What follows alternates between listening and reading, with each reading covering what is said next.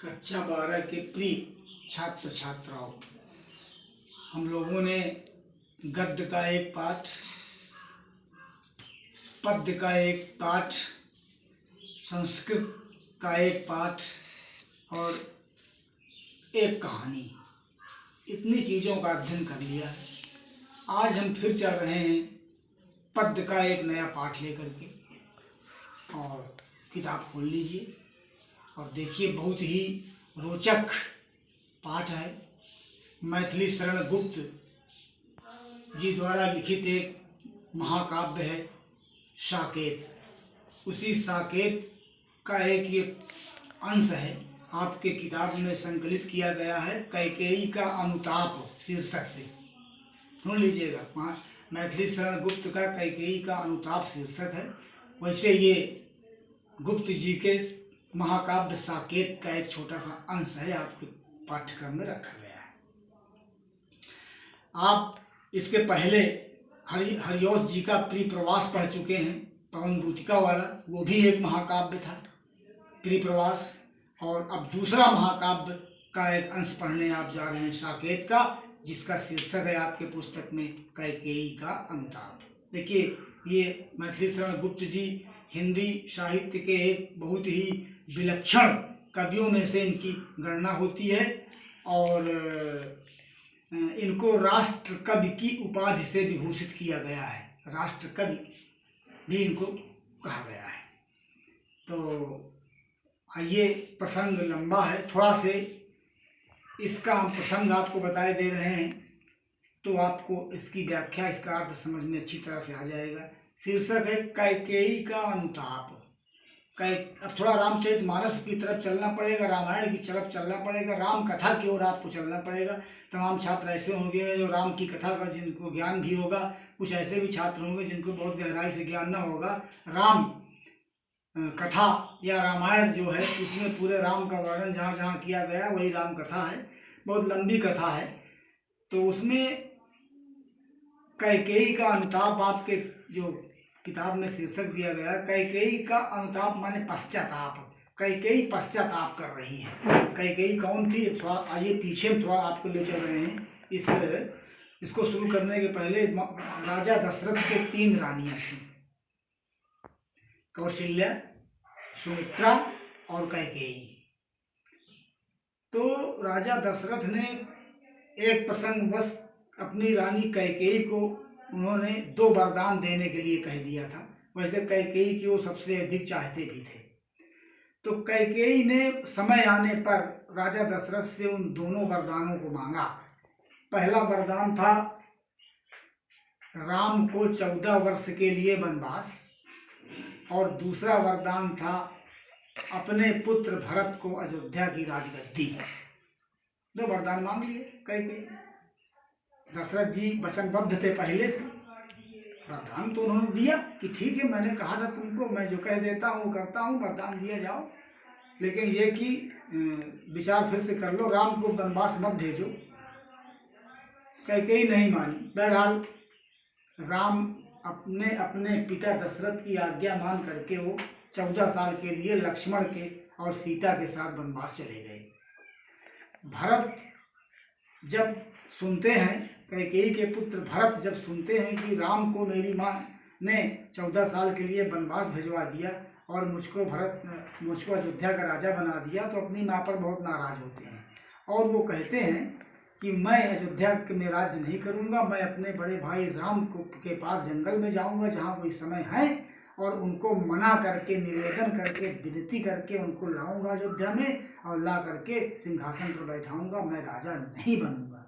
तो भरत जो है वो अपने पूरी गांव के, अयोध्यापुरी के लोगों को लेकर के, साथ में कैकेयी भी है, सब माताएं भी हैं, ये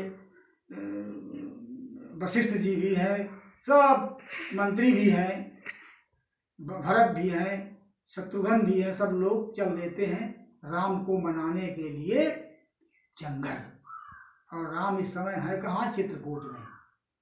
तो कैकेयी भी साथ में है। कैकेयी अब पश्चाताप कर रही है कि मैंने कहाँ से इस तरह का काम किया। लोग बड़ी मेरी निंदा कर रहे हैं। लोग कहते हैं कि कैकेयी की वजह से ही राजा दशरथ की मृत्यु हुई राम को वनवास जाना पड़ा और पूरा संसार जो है मेरे ऊपर दोष लगा रहा है। अब वो अपने किए हुए कर्मों पर पछता रही है, पछतावा उसको हो रहा है, पश्चाताप कर रही है। इसी को कवि गुप्त जी ने कैकेयी का अनुताप शीर्षक दिया है और पूरी कहानी इसी में से लिखा है। अब जब राम को मनाने के लिए भरत जी पहुंच जाते हैं, तो जिस कुटिया में राम रह रहे हैं जंगल में लक्ष्मण सीता के साथ, वहां जब पहुंच जाते हैं तो सब लोग बैठ जाते हैं। अब बातचीत अभी होनी है, बहुत लंबी वार्ता होनी है, बहुत लोग हैं, क्योंकि अच्छा खासा समाज है भरत जी के साथ गया था राम को मनाने के लिए। तो अब यहीं से प्रसंग शुरू हो रहा है। अब आइए देखिए। तदनंतर बैठी सभा उटज के आगे, नीले बितान के तले दीप बहु जागे। टकटकी लगाए नैन सुरों के थे वे, परिणामों सुख उन भया तुरों के थे वे। उत्फुल्ल करौंधी कुंज वायु रह रह कर, करती थी सबको पुलक पूर्ण मह मह कर। वो चंद्रलोक था कहाँ चांदनी वैसी, बोले गिरा गंभीर नीर निधि जैसी। बहुत बढ़िया कविता है, गीत छंद में लिखी गई कविता है। खड़ी बोली सरल भाषा में है, गीत छंद में महाकाव्य है, ये आप पढ़ने जा रहे हैं। तदनंतर माने इसके बाद, तदनंतर माने इसके बाद, बैठी सभा उटज के आगे। उटज माने होता है कुटिया, कुटी। राम की पर्ण कुटी जो राम बनाए हुए थे, भगवान राम जंगल में जिस कुटी में रहते थे, वो कुटी काहे की बनी हुई थी? वो सीमेंटेड नहीं थी, वो ईंट पत्थर की बनी हुई नहीं थी, पत्तों की पर्ण कुटी थी। घास फूस और पत्तों से छा करके उसको रहने के लिए बना लिया था, तो उसको उटज कहा गया है।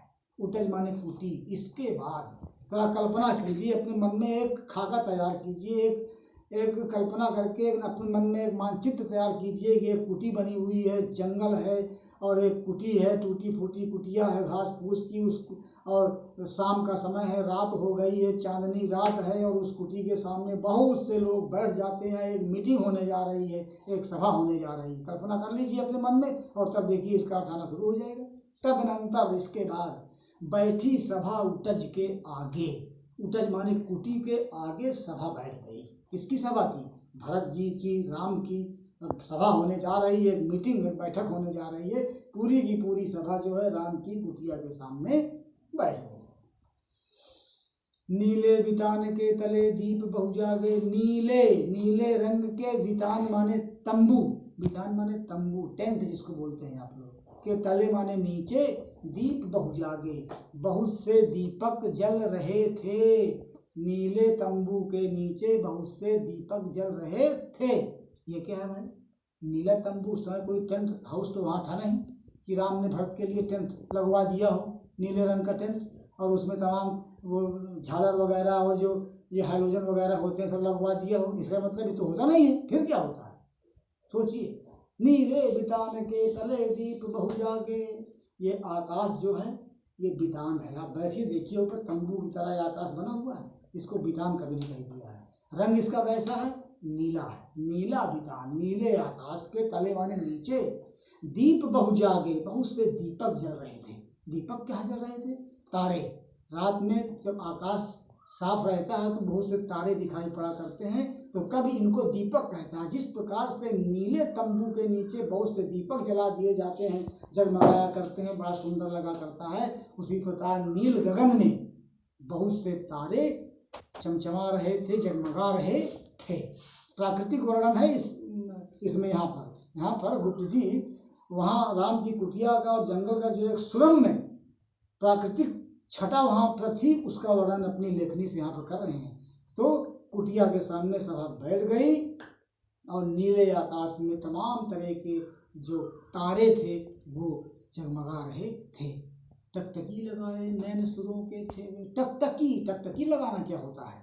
टकटकी लगाना माने देखना, लेकिन देखने, अगर देखना कह दिया जाए तो टकटकी का पूरा अर्थ देखना नहीं दे पाएगा। टकटकी लगाने माने होता है एक टक देखते रहना, पलक न झपके, पलक न झपके। पलक अगर झपक रही तब तो आप देख रहे हैं, और अगर पलक नहीं झपक रही है, पलक नहीं गिर रही है, एक टक आप देख रहे हैं, उसको कहता है टकटकी लगाए। तो टकटकी लगाए हुए थे कौन? नयन, आँखें, आँखों की टकटकी लगाए हुए थे। कौन? सुरों के थे वे। सुरों माने देवताओं के आंखों की टकटकी लगी हुई, अर्थात देवता लोग अपनी आंखों को गड़ाए हुए थे। ये क्या चीज है? इसका मतलब देवता से क्या मतलब, इसका लेना देना भाई? राम की मीटिंग हो रही है, भरत जी मनाने गए हैं, देवता यहाँ कहाँ से आ गए? देवताओं का ही तो पूरा इसमें कमाल था। राम को जंगल भेजने में या पूरी, देखिए ये जो पटकथा, ये कोई एक दिन में, अयोध्या की घटना कोई एक दिन की घटना नहीं है। इसका बहुत लंबा पुराना इतिहास है। इसकी पटकथा कई शताब्दियों, कई युगों पहले लिखी जा चुकी थी, वही अब उद्घाटित हो रही थी। तो देवता लोग, कभी गुप्त जी कल्पना करते हैं कि जो वो आकाश में दीपक जल रहे थे, वो दीपक, वो तारे नहीं थे, वो ऊपर से, आकाश के ऊपर से देवता लोग आंखें गड़ाए हुए थे, इस सभा को देख रहे थे कि इस सभा में मीटिंग होने जा रही है। देखिए भरत जी मनाने राम को आए हुए हैं, क्या रिजल्ट होता है, क्या होने वाला है, राम जाते हैं कि नहीं जाते हैं अयोध्या वापस। इसी की बात को लेकर के देवता लोग, जितने भी देवता थे, वो आकाश में ऊपर टकटकी लगाए हुए थे, लगातार देख रहे थे। उसी का उपमा दे दिया है गुप्त जी ने तारों से, कि आकाश के जो नीले आकाश में तारे दिखाई पड़ रहे थे, वो देवताओं की आंखों के समान थे, जैसे देवता लोग ऊपर से आंखें टकटकी लगाए हुए इस सभा की कार्यवाही को देख रहे हों। बच्चों आज यहीं तक केवल पढ़ लीजिएगा, और कल हम फिर आगे चलेंगे। आज प्रसंग बताने में कुछ समय लग गया, और कल फिर आगे पढ़ाएंगे। धन्यवाद।